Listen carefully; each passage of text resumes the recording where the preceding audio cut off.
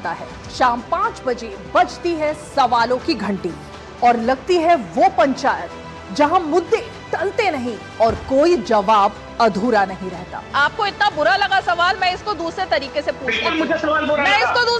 पूछ लेती हूँ। यहाँ दलीलें नहीं, सच्चाई गूंजती है। मैं रीमा पराशर लेकर आती हूँ देश का सच आपके सामने।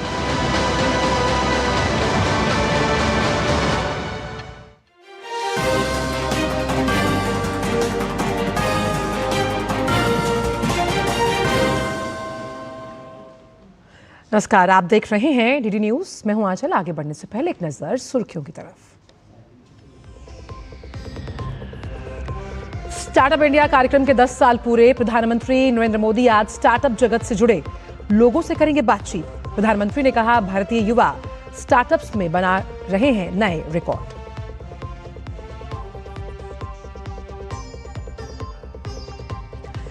आज हो सकती है बीजेपी अध्यक्ष के चुनाव प्रक्रिया की घोषणा। सूत्रों के मुताबिक मौजूदा कार्यकारी अध्यक्ष नितिन नवीन 19 जनवरी को भरेंगे नामांकन। 20 तारीख को मिलेगा नया पार्टी अध्यक्ष।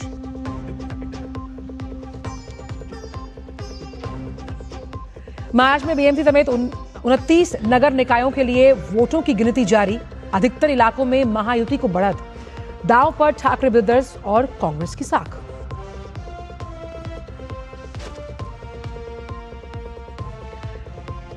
सुप्रीम कोर्ट ने जस्टिस यशवंत वर्मा की याचिका की खारिज। याचिका में लोकसभा स्पीकर की ओर से गठित कमेटी के गठन को दी थी चुनौती।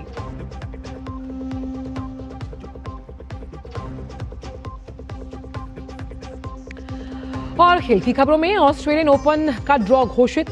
एक ही हाफ में जोकोविच और सिनर, वहीं विश्व number 1 Aryna Sabalenka wild card के खिलाफ करेंगी अपने अभियान की शुरुआत।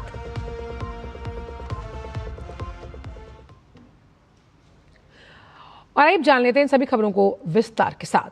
प्रधानमंत्री राष्ट्रीय स्टार्टअप दिवस के मौके पर आज नई दिल्ली के भारत मंडपम में स्टार्टअप इंडिया पहल के 1 दशक पूरा होने के कार्यक्रम में हिस्सा लेने वाले हैं।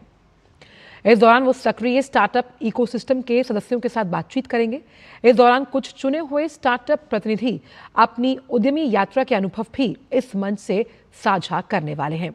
इस मौके पर प्रधानमंत्री उपस्थित लोगों को संबोधित भी करेंगे। राष्ट्रीय स्टार्टअप दिवस के अवसर पर प्रधानमंत्री नरेंद्र मोदी ने स्टार्टअप जगत से जुड़े सभी लोगों को बधाई दी।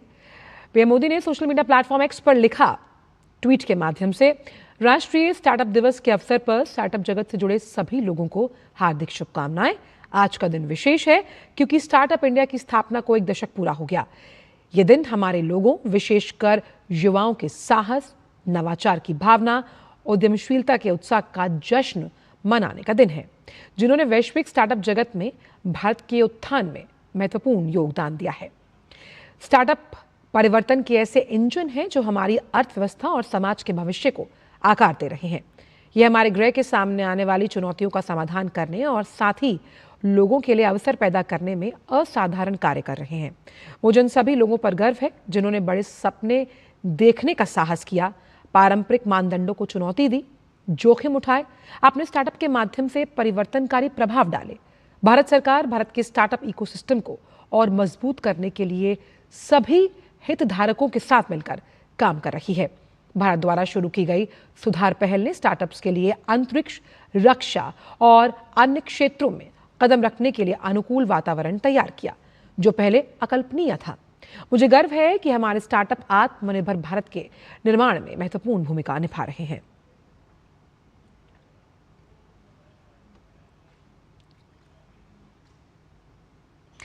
आज प्रधानमंत्री नरेंद्र मोदी स्टार्टअप इंडिया कार्यक्रम के तहत जीवंत स्टार्टअप इकोसिस्टम के जो सदस्य हैं उनके साथ बातचीत करने वाले हैं। इस कार्यक्रम को लेकर उद्योगपति उत्साहित है। उनका मानना है कि प्रधानमंत्री की नीतियां देश में स्टार्टअप को तेजी से प्रोत्साहित कर रही हैं। उद्योगपतियों ने पिछले 8 वर्षों में भारत में स्टार्टअप से हो रहे लाभों पर चर्चा की। उनका कहना है कि प्रधानमंत्री मोदी की नीतियों के कारण स्टार्टअप्स को व्यापक समर्थन मिला, जिससे व्यापारिक वातावरण में सकारात्मक बदलाव आया। जो उद्योगपतियों ने बताया कि इन नीतियों ने निवेश को बढ़ावा दिया है और नए अवसरों का सृजन किया, जिससे भारतीय अर्थव्यवस्था में स्थिरता और विकास हो रहा है। I think what does an entrepreneur need?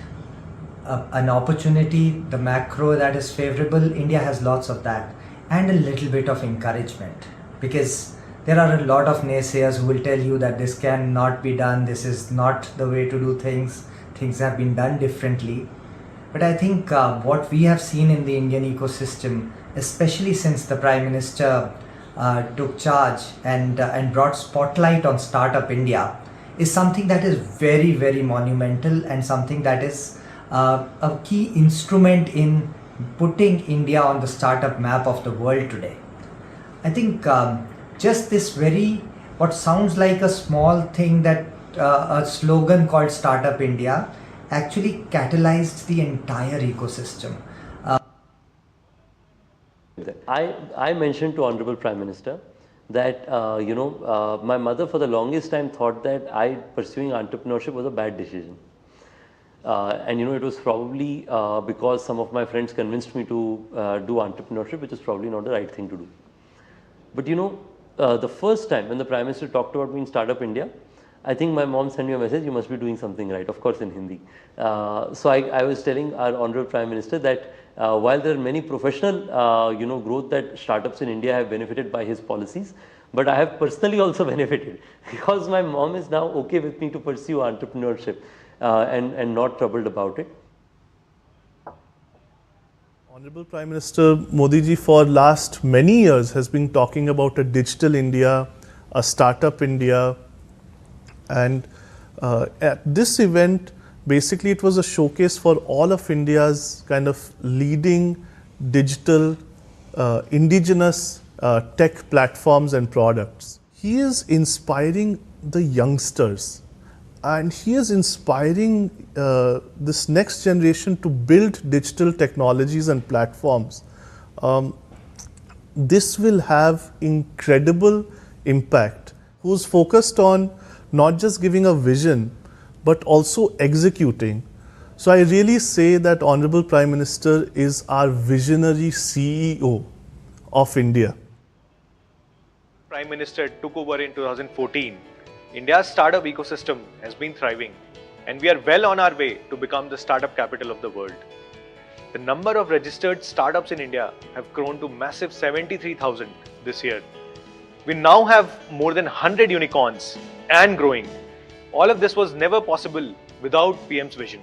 Through initiatives like Startup India and Atmanirbhar Bharat, our Prime Minister has continuously championed entrepreneurship and systematically solved hurdles. Starting up and running a small independent business has become a viable career alternative now. And it takes real visionary to inspire millions of Indians to take up entrepreneurship in India.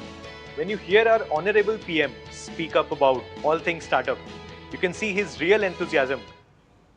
I think what needed, because in any government, specifically in our government, there were a lot of rules, a lot of regulations. I think the most interesting thing is he's giving that power back to the startups. That look, you are special, you're doing something good for the country, and thus whatever help you need, we are willing to provide. Also, engaging with the startups in helping them think through ideas. Now, the point is, he is one person, so he cannot give all the ideas. But that solutioning mindset becomes something that the government starts to adopt. So as we interact with more and more government officials, we start to see that solutioning mindset, that entrepreneurial mindset. So I think clearly, this is the moment of India. Startups is the way India can grow, India can achieve its future, and Modi sir is clearly the one who is leading this. और अब बात SIR से जुड़ी हुई। निर्वाचन आयोग ने गोवा, लक्षद्वीप, राजस्थान, पुडुचेरी और पश्चिम बंगाल में जारी मतदाता सूची के विशेष गहन पुनरीक्षण की समय सीमा को बढ़ा दिया। ये प्रक्रिया अब 19 जनवरी तक जारी रहेगी। निर्वाचन आयोग ने इस संदर्भ में एक पत्र जारी कर मुख्य निर्वाचन अधिकारियों को सूचित किया।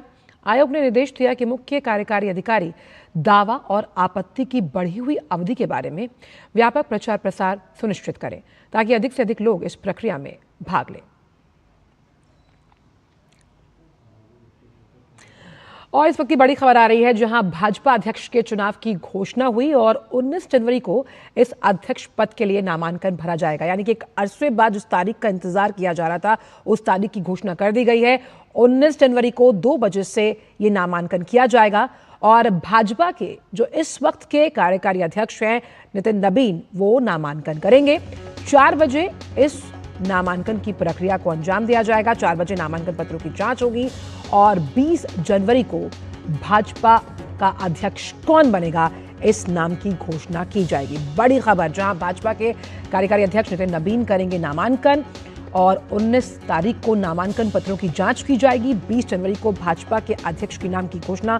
लंबे अरसे से इस पर लगातार कवायद जारी थी और अब एक अरसे के बाद तारीख के साथ साथ उस वक्त को भी मुकर्रर कर दिया गया जिस वक्त नामांकन पत्रों की जांच की जाएगी और फिर 20 जनवरी को भाजपा अध्यक्ष के नाम की घोषणा की जानी है। तो भाजपा अध्यक्ष के चुनाव की घोषणा कर दी गई, बीजेपी अध्यक्ष के चुनाव का ऐलान कर दिया गया है और लगातार ये सवाल उठाए जा रहे थे कि आखिरकार कब बीजेपी को अपना नया अध्यक्ष मिलेगा, क्योंकि नितिन नबीन अभी कार्यकारी अध्यक्ष हैं और उन तमाम सवालों पर विराम लगाते हुए भाजपा के जो कार्यकारी अध्यक्ष हैं नितिन नबीन, वो नामांकन भरने वाले हैं। 19 तारीख को तय कर दिया गया वक्त और 4 बजे उन नामांकन पत्रों की जांच की जाएगी और 20 जनवरी की अगर बात की जाए तो ऐलान कर दिया जाएगा कि बीजेपी ने राष्ट्रीय अध्यक्ष पद के लिए जो चुनावी तारीख का ऐलान किया, 20 तारीख को इस पद पर भाजपा अध्यक्ष के नाम की घोषणा की जाएगी। बड़ी खबर आती हुई लगातार सुबह से इसके लिए आपको ट्रैक कर रहे थे, हम लगातार ये खबर बता भी रहे थे और भाजपा अध्यक्ष के चुनाव की घोषणा से जुड़ी ये बड़ी खबर हम आपके साथ कर रहे हैं साझा। तो भाजपा के राष्ट्रीय पद के लिए जो चुनावी प्रक्रिया है वो अंतिम चरण में पहुंची और हम जानते हैं कि पार्टी के राष्ट्रीय अध्यक्ष जेपी नड्डा का कार्यकाल लंबे समय से समाप्त हो चुका है। कई बार उसमें एक्सटेंशन भी दिया गया। हालांकि सबसे मजबूत दावेदार नितिन नबीन माने जा रहे हैं और किस तरह से अब इस पूरी चुनावी प्रक्रिया को अंजाम दिया जाएगा और लंबे अरसे के बाद ये तारीख सामने आई है तो कहीं ना कहीं बहुत सी जिम्मेदारियां हैं और कैसे संगठनात्मक तरीके से ग्रास रूट लेवल से तमाम जो कार्यकर्ता हैं उनको मजबूत करने का दारोमदार बीजेपी अध्यक्ष के पास रहता है और कैसे तमाम राज्यों में जब चुनाव होते हैं उस लिहाज से भी बीजेपी अध्यक्ष की भूमिका बहुत अहम हो जाती है। तो आने वाले 2000 जब हम विधानसभा चुनावों की बात करते हैं तो कई ऐसे राज्य हैं जहां चुनाव है और ऐसे में भाजपा अध्यक्ष की भूमिका अहम। तो बीजेपी राष्ट्रीय अध्यक्ष चुनाव 19 और 20 जनवरी को, जहां नितिन नबीन अध्यक्ष पद के प्रबल दावेदार और बहुत लंबे समय से इस संगठनात्मक कुर्सी के बारे में कौन इस पर काबिज होगा, इसकी तैयारियां अब अंतिम चरण में पहुंच चुकी हैं और ऐसे में अध्यक्ष पद पर काबिज होने के लिए जिस तरह से पार्टी समेत संगठन के करीब 10 वरिष्ठ नेताओं के प्रस्तावक की भूमिका बहुत अहम हो जाती है, क्योंकि संगठन को मजबूत करने का सारा दारोमदार संगठन के अध्यक्ष पर रहता है। हालांकि नितिन नबीन की जो दावेदारी है उसे सबसे मजबूत माना जा रहा है, लेकिन ऐन मौके पर क्या होगा ये वक्त बताएगा। हालांकि उनका जो कार्यकाल है, जब भी राष्ट्रीय अध्यक्ष चुना जाता है तो अगर इस पद पर पहुंचने वाले सबसे युवा अध्यक्ष होंगे नितिन नबीन, उनका कार्यकाल जनवरी 2029 तक रहेगा। और संगठनात्मक चुनाव, क्योंकि हम जानते हैं देश भर में जिस तरह से आने वाले समय में होने वाले हैं, कई ऐसे राज्य हैं, ऐसे में संगठन के अध्यक्ष के रूप में बड़ी भूमिका निभाते हुए नजर आता है जो बीजेपी का अध्यक्ष होता है। और शैलेंद्र मिश्रा इस वक्त हमारे साथ जुड़ गए हैं। शैलेंद्र, आखिरकार जिस तारीख और जिस वक्त का इंतजार किया जा रहा था उसका ऐलान कर दिया गया है। अब बीजेपी अध्यक्ष पद के लिए चुनाव जो है वो 19 और 20 जनवरी को होने में, ऐसे में संगठनात्मक तौर पर बल मिलता नजर आएगा पार्टी को।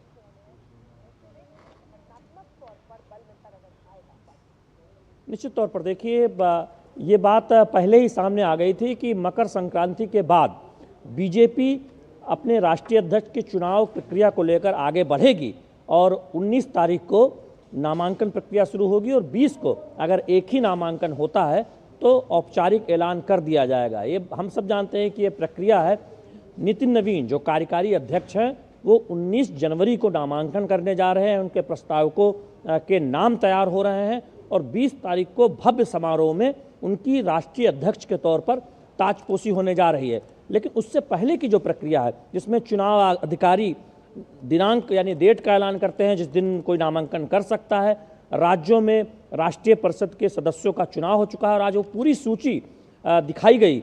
बीजेपी की तरफ से जो चुनाव अधिकारी हैं डॉक्टर के लक्ष्मण, जो संसदीय बोर्ड के सदस्य भी हैं, उन्होंने मीडिया के सामने आकर, हालांकि उन्होंने बातचीत नहीं की, प्रेस रिलीज के जरिए ऐलान किया गया, लेकिन जिन सदस्यों को इसमें हिस्सा लेना होता है, अगर चुनाव होता है राष्ट्रीय परिषद के सदस्यों को, उन सदस्यों की पूरी सूची वो मीडिया के जरिए विजुअल आप तस्वीरों में देख रहे होंगे, जिसमें चुनाव अधिकारी और चुनाव सह अधिकारी दोनों मौजूद थे। बीजेपी के महामंत्री तरुण चुग वहाँ पर मौजूद थे और उसके बाद एक प्रेस रिलीज के जरिए ये जानकारी दी गई है कि राष्ट्रीय अध्यक्ष का चुनाव होने जा रहा है 19 जनवरी को और एक ही नामांकन होगा अगर, तो यानी जो कि तय माना जा रहा है, तो 20 तारीख को औपचारिक ऐलान कर दिया जाएगा। तो हम जानते हैं कि बीजेपी के अधिकांश राज्यों में प्रदेश अध्यक्षों की नियुक्ति की प्रक्रिया पूरी हो चुकी है, नए प्रदेश अध्यक्षों की जी। और ये भी हम देख रहे हैं कि साथ ही जो प्रदेश अध्यक्ष के साथ साथ परिषद के सदस्य भी हो गए हैं, तो अब राष्ट्रीय अध्यक्ष पद के नाम का ऐलान होना है। वहीं ये भी देखा जा रहा है कि ये चुनाव जो है वो महज औपचारिकतावश है। जहां नितिन नवीन की अगर बात की जाए तो सबसे युवा प्रदेश अध्यक्ष के तौर पर उनका चुनाव होना तय है। ऐसे में जब हम पीढ़ीगत परिवर्तन की बात करते हैं, युवा नेतृत्व को आगे बढ़ाने का जिक्र करते हैं, वो इसी बात को रेखांकित करता हुआ नजर आता है इस चुनाव के जरिए। देखिए, बीजेपी के राजनीतिक इतिहास में सबसे युवा अध्यक्ष होने जा रहे हैं नितिन नवीन। कार्यकारी अध्यक्ष के तौर पर तो हमने देखा ही कि उनकी नियुक्ति हो चुकी है, उनके नाम का ऐलान हो चुका है और कई प्रदेशों के दौरे में उनका जोरदार स्वागत हुआ है। लेकिन इसके मायने क्या है? 45 वर्ष के नितिन नवीन राष्ट्रीय अध्यक्ष बनने जा रहे हैं। इसका मतलब यह है कि युवा लीडरशिप को बीजेपी संगठन में आगे करने जा रही है। आप महामंत्री में कुछ युवा चेहरे देखेंगे। आमतौर पर बीजेपी में वरिष्ठ नेताओं को उपाध्यक्ष और अपेक्षाकृत युवा नेताओं को महामंत्री बनाया जाता है और महामंत्री एक ताकतवर पोस्ट होती है। लेकिन अब हम देखेंगे कि उस प्रक्रिया को और आगे बढ़ाया जाएगा। हालांकि संकेत ये दिए गए हैं कि जो नई टीम होगी उसमें अनुभव और युवा का एक तालमेल देखने को मिलेगा, एक मिश्रण देखने को मिलेगा। तो निश्चित तौर पर जब नितिन नवीन को जिम्मेदारी मिलने वाली है, कार्यकारी अध्यक्ष के तौर पर वो अपनी जिम्मेदारी संभाल चुके हैं। बीजेपी के नए राष्ट्रीय अध्यक्ष के तौर पर उनका नामांकन 19 तारीख को होने जा रहा है और वही अध्यक्ष होने जा रहे हैं, ये बिल्कुल साफ है। तो निश्चित तौर पर उनके सामने पार्टी को और विस्तार करने और जिन चुनावी राज्यों में पार्टी अपना पूरा दमखम लगा रही है वो उन राज्यों में जीत दिलाने की एक चुनौती तो होगी ही, साथ ही साथ अपनी नई टीम बनाएंगे जब राष्ट्रीय परिषद में उनके नाम का अनुमोदन हो जाएगा। वही हम जानते हैं शैलेंद्र की जब भी हम भाजपा का जिक्र करते हैं तो ग्रास रूट लेवल पर कैसे हर एक बूथ कार्यकर्ता के साथ एक कनेक्शन बिठाना और उसके साथ संवाद की प्रक्रिया को मजबूत करना ये पार्टी की धुरी है। ऐसे में आगामी जब हम विधानसभा चुनावों की बात करते हैं उसमें क्षेत्रीय विस्तारीकरण किस तरह से किया जाएगा, एक अहम जिम्मेदारी हो जाएगी बीजेपी अध्यक्ष की। देखिए, बीजेपी संगठन के लिहाज से देखें तो 36 राज्य बीजेपी के संगठन के हिसाब से हैं और उसमें आप देखें कि कुछ 2-3 राज्यों को छोड़ दें तो तकरीबन बाकी राज्यों के प्रदेश अध्यक्षों की चुनाव प्रक्रिया पूरी हो गई है। कई जगह पर नई लीडरशिप सामने लाई गई है। जिला स्तर पर जिला अध्यक्षों की नियुक्तियां भी कई जगह हो चुकी हैं, तो वो पूरी प्रक्रिया पूरी हो गई है।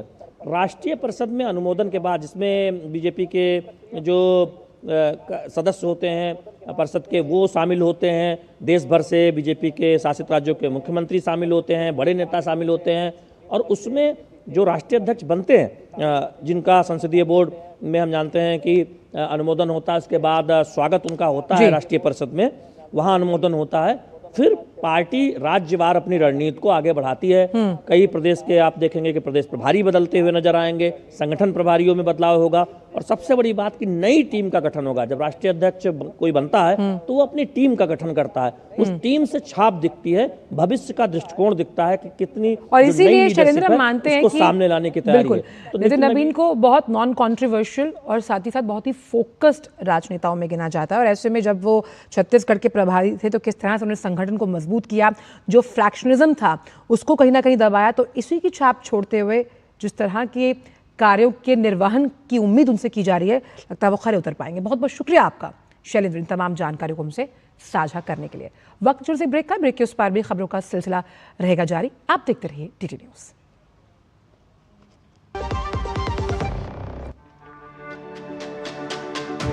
मेरी पसंद, मेरी पसंद, मेरी पसंद, मेरी पसंद, हमारी पसंद, हम सबकी पसंद। मजबूत देश का मजबूत सरिया हो गया स्टील। टिंग टिंग, आपके लिए एक फेस्टिवल ऑफर है। QR कोड स्कैन करो, UPI पिन डालो और 10,000 रुपए आपके बैंक अकाउंट में। पिन डालूंगा तो पैसा खट से आएगा नहीं, झट से कट जाएगा। मैं मूर्ख नहीं हूँ। तालियां। UPI कहता है UPI पिन पैसे भेजने के लिए होता है, पाने के लिए नहीं। इस बात को याद रखें और कहें मैं मूर्ख नहीं।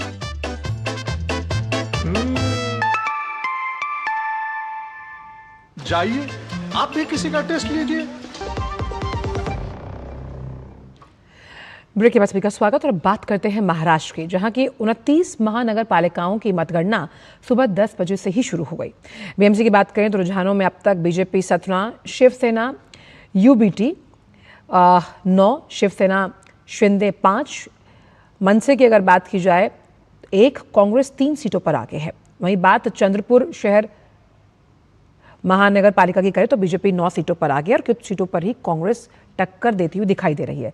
और आइए आपको सीधे ले चलते हैं इस वक्त श्यामा मिश्रा की तरफ, जो इस वक्त मुंबई से मौजूद हैं। श्यामा, साफ तौर पर कहते हैं कि BMC के जो इलेक्शंस हैं, जो भी पार्टी वो जीतती है, जो विधानसभा चुनाव हैं, उनमें उसी का कब्जा माना जाता है। ऐसे में अभी किस तरह के रुझान सामने आ रहे हैं अगर हम मतगणना की बात करें तो? देखिए आंचल, जब कल जो पोलिंग थी वो समाप्त हुई थी, उसके बाद ही एग्जिट पोल्स आए थे और एग्जिट पोल्स की अगर माने तो उसके बाद में ही जो महायुति है BJP और एकनाथ शिंदे की शिवसेना, उन्होंने जश्न मनाना शुरू कर दिया था। और आज अगर आप देखें तो आज भी कई सारे ऐसे वार्ड्स हैं जहां से जो विजेता हैं वो घोषित होना शुरू हो चुके हैं। मुंबई की हम बात कर रहे हैं, BMC की बात कर रहे हैं तो BMC में जो पहला वार्ड है वो रेखा यादव जो है शिवसेना शिंदे की, वो जीत चुकी हैं। और जो 2 नंबर वार्ड है वहां से भी भाजपा विजयी हो चुके हैं, उनके उम्मीदवार हैं तेजस्वी घोसाड़कर। ऐसे कई सारे जो वार्ड्स हैं उसमें भाजपा 50 है, 214 है, 19 है, 50 हम बोल ही चुके हैं, विक्रम राजपूत हैं, ये सारे। और शिवसेना जो एकनाथ शिंदे के हैं, उनके भी कई सारे जो उम्मीदवार खड़े थे, कैंडिडेट्स खड़े थे, उनके नाम अब फाइनल हो चुके हैं। पहले रुझान आ रहे थे, अब लेकिन ये साफ तौर पर श्यामा हम जानते हैं और कि वो इसलिए हो रहा है क्योंकि समय कम है। आपसे आगे भी अपडेट्स देते रहेंगे, लेकिन कुछ ही वक्त में तस्वीर साफ हो जाएगी कि मुंबई का मेयर आखिर होगा कौन। बहुत बहुत शुक्रिया आपका इन तमाम जानकारियों को हमसे साझा करने के लिए। और फिलहाल समाचारों में इतना ही, दीजिए इजाजत, नमस्कार।